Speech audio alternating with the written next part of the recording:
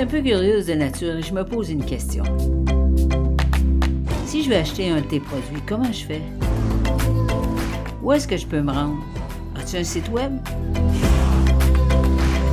Le podcast Esprit Entrepreneur, épisode 7.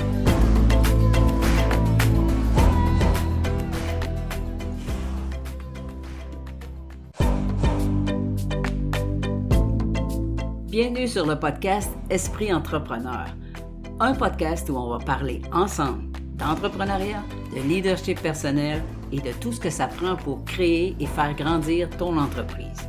Ici Suzanne Rondeau, ex-salariée ultra performante, motivée, enthousiaste au travail. Avant, je donnais tout mon temps pour réaliser le rêve d'entrepreneur de quelqu'un d'autre au lieu de m'occuper des miens. Mon rêve à moi, j'ai toujours voulu travailler à l'étranger, aller vers l'autre, changer les choses pour avoir un impact et me sentir utile. Une belle définition d'entrepreneur, pas vrai? Alors, après des années assise entre deux chaises, à hésiter, échouer et me questionner sur mes vrais buts, je me suis finalement lancée et suis aujourd'hui à la tête d'une entreprise qui a du sens, la mienne. Plus heureuse que jamais dans ma vie, le summum, c'est que je peux travailler de n'importe où dans le monde, aider un maximum d'entrepreneurs par des formations en ligne et du coaching d'affaires.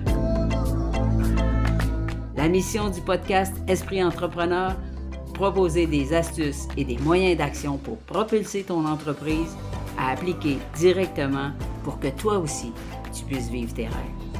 Alors si tu es un entrepreneur ou que tu penses à le devenir, le podcast Esprit Entrepreneur est exactement pour toi.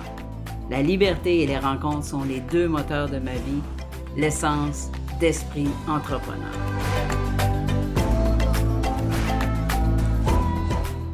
Alors bonjour les leaders et bienvenue sur le podcast Esprit Entrepreneur. Merci beaucoup d'être là. J'espère que vous allez bien aujourd'hui. J'espère que vous allez aussi bien que moi-même. Tu sais, de plus en plus de gens achètent et payent au moyen d'une application. Ils font des transferts directs. Le commerce en ligne est donc une stratégie à intégrer rapidement pour faire grandir ton entreprise. C'est même une nécessité. La bonne nouvelle dans ça, c'est que ça n'a jamais été aussi facile de se lancer dans le commerce électronique et de profiter des avantages qu'il offre. Voici donc 4 avantages que le commerce électronique peut apporter à ton entreprise. Le premier avantage, c'est une réduction des coûts. On pourrait dire que c'est même un très grand avantage. C'est maintenant facile de lancer tes activités de commerce électronique et surtout, c'est très abordable. Il existe de plus en plus de plateformes qui sont très peu coûteuses et qui te permettent de créer une boutique en ligne complète et adaptée au paiement mobile. Très souvent, ces plateformes vont offrir la prise en charge des inventaires, de l'expédition et même la facturation. Alors que ce soit pour la création d'une boutique sur les différents médias sociaux comme Facebook, Instagram, WhatsApp, TikTok ou en passant par ton site web, définitivement, le commerce en ligne peut avoir un effet avec beaucoup d'attraction sur ton activité. Peu importe l'option que tu vas choisir, que ce soit une boutique sur les médias sociaux ou sur ton site web, la principale dépense à prévoir, c'est du temps. Car une fois les détails réglés pour configurer ta boutique en ligne, on peut quand même ajouter que ton investissement sera tellement moins grand que dans le cas d'une boutique physique. Bien sûr, certains vont me dire qu'une visibilité avec un point de vente physique est un avantage certain pour leur marché. Et à ça, je suis d'accord à 100%. Si ton marché et ta cible principale de clients se trouvent en proximité, alors une boutique physique a tous ses avantages. Mais pense seulement qu'intégrer une boutique en ligne peut apporter une visibilité supplémentaire et que tu pourras ainsi rejoindre tes clients qui, eux, peut-être n'habitent pas directement dans ton quartier ou dans ton environnement proche. Avec le temps, ton offre en ligne va se développer. Tu pourras même penser à créer de la publicité en ligne qui sera davantage ciblée et visera donc ton client idéal. Ça va te permettre d'accéder à un tout nouveau marché. Alors, au fait, as-tu installé ces fonctionnalités sur tes différents médias sociaux? Quelle que soit l'option que tu vas choisir, boutique physique, en ligne ou les deux, tu développes ainsi une image actuelle, tendance, branchée même. Définitivement, l'option d'ajouter une boutique en ligne peut apporter davantage de ventes à peu de coûts comparativement à l'agrandissement d'une boutique physique. Le deuxième avantage du commerce électronique, c'est qu'il permet un suivi des clients. C'est un autre des grands avantages du commerce en ligne parce qu'il permet d'accéder à une foule d'informations précises sur les comportements de tes clients. Si tu as fait l'expérience d'une page Facebook Pro d'entreprise, les statistiques auxquelles tu as accès sont très précieux pour le développement et la progression de ton activité. Si tu as un site web, tu as certainement accès à toutes sortes de fonctionnalités, d'analyses qui vont permettre de savoir d'où proviennent tes clients, quelles pages de produits les intéressent davantage, qu'est-ce qu'ils consultent, qu'est-ce qu'ils achètent, qu'est-ce qu'ils mettent dans leur panier et n'achètent pas. Alors, tout ce que tu auras à faire par la suite, c'est d'utiliser ces informations pour optimiser et booster encore plus ta boutique en ligne. Quels sont les produits les plus populaires? Combien d'articles sont mis dans le panier d'achat? Est-ce que tes pages de promotion attirent davantage de clients? Connaître ces informations va te permettre de bonifier ton expérience client dans ta boutique physique. Par exemple, si ta boutique en ligne sur un média social contient 3 items à vendre et que l'analyse des statistiques révèle que le produit A est celui qui attire le plus l'attention ou fait le plus de ventes, ça devient très simple de le mentionner à des clients potentiels qui franchissent la porte de ta boutique physique, ou encore de savoir plus précisément qui sont les personnes qui achètent le produit A. C'est comme avoir accès à un système de référence vis-à-vis des nouveaux clients.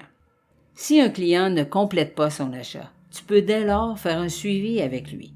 Il ne s'agit pas de faire de la vente agressive ou à pression, mais plutôt de créer le contact, de l'écouter, de répondre à ses questions et même de lui demander ce qui l'a empêché de finaliser l'achat. Encore une fois, c'est par ces informations précises que tu peux faire grandir ton entreprise. Le troisième avantage d'une boutique en ligne, c'est qu'il te permet d'améliorer ton expérience client.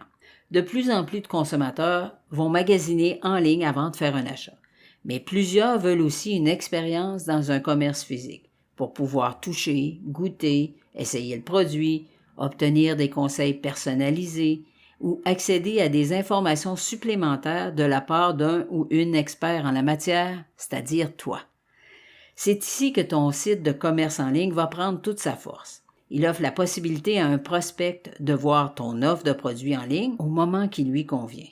Ça peut être à 2 heures du matin alors que toi tu dors, mais lui est en train de magasiner sur ton site. Et ça va permettre de le diriger à ton point de vente le plus proche pour faire l'expérience en magasin si c'est ça qu'il désire. Donc, chaque fois qu'un client ou un prospect vit une expérience positive avec ton entreprise ou ton activité, tu améliores ta relation avec lui, son expérience client. Le quatrième avantage du commerce électronique, c'est qu'il permet d'augmenter ta visibilité et ta portée. Le commerce en ligne permet à ton entreprise de lutter avec n'importe quel concurrent, même si celui-ci est de plus grande taille. Tu peux alors être plus visible en dehors de ta communauté immédiate et même vendre à l'étranger. Si tu as un ou des employés, partenaires ou associés, ils peuvent facilement partager dans leur réseau ta boutique en ligne pour atteindre un tout nouveau bassin de clients potentiels. Ça, tu ne peux pas faire ça avec ta boutique physique. En terminant, j'ai 3 suggestions qui vont te permettre de t'approcher de la réussite dans le commerce en ligne. La première suggestion, c'est de commencer petit. Tu n'es pas obligé d'avoir un gros site web pour commencer à faire du commerce en ligne. Ne va pas t'aventurer dans cette voie dès le début.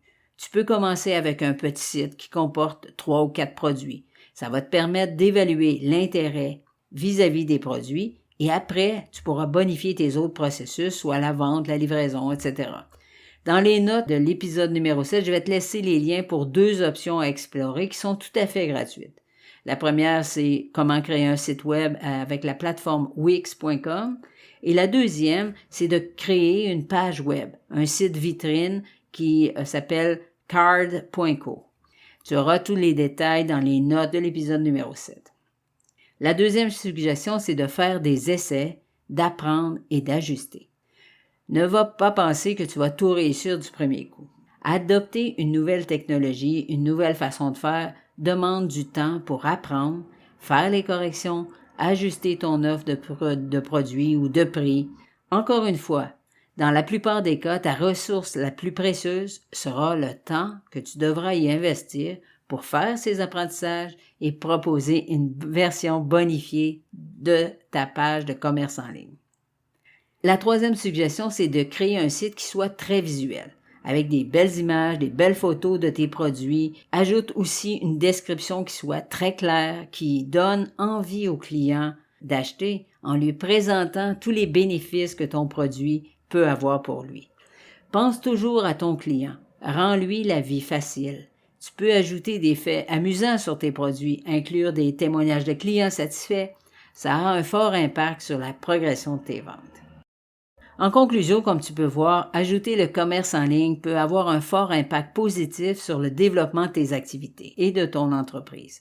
Si tu débutes, j'ai pensé à toi en trouvant quelques ressources gratuites qui peuvent t'aider à créer ta présence en ligne. À vrai dire, ces options peuvent même être la base de ta stratégie marketing. En début de parcours entrepreneurial, il y a tellement de coûts à absorber qu'ajouter une ou deux options gratuites ne peut être que bénéfique. Explore-les. Prends le temps de les regarder, de les étudier et de pratiquer. Ton entreprise a besoin de toi. Mais si tu veux la faire grandir, tu dois saisir ces opportunités et ajouter le commerce en ligne à ton activité. Nous voici rendus à la fin de l'épisode numéro 7 et comme je le dis souvent, si tu aimes cet épisode et que tu penses qu'un ami l'aimerait aussi, alors partage-lui le podcast, copie le lien et envoie-lui un message texte. Mon but, c'est d'aider autant d'entrepreneurs que je peux dans la création et la gestion de leur entreprise. Plus on partage, plus on grandit.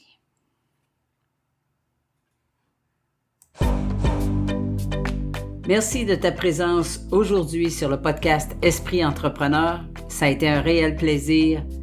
Je te souhaite une magnifique semaine. Ciao!